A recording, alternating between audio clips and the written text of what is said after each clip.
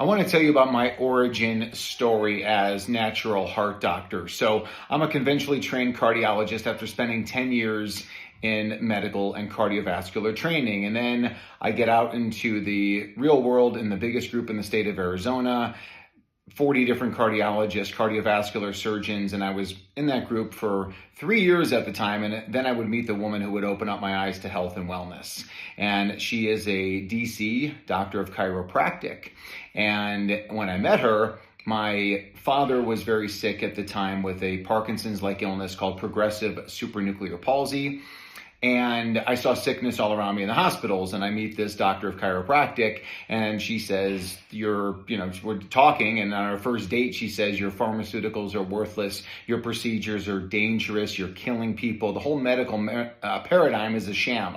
And I listened to what she had to say. Number one, she's smoking hot. Number two, because I saw the sickness around me, I see my father sick and dying. He's a cardiologist at the time in his late 50s. The Mayo Clinic has no idea why my father's sick and dying. They have no treatment for him.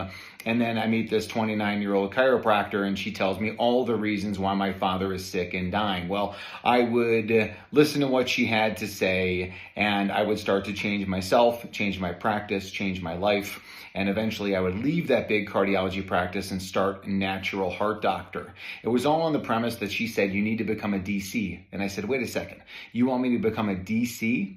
A doctor of chiropractic? After all the medical training I've gone through, and here I am, I'm in this big successful cardiology practice, making lots of money and seeing lots of patients. And she said, no, not DC doctor of chiropractic. You need to become a DC doctor of cause.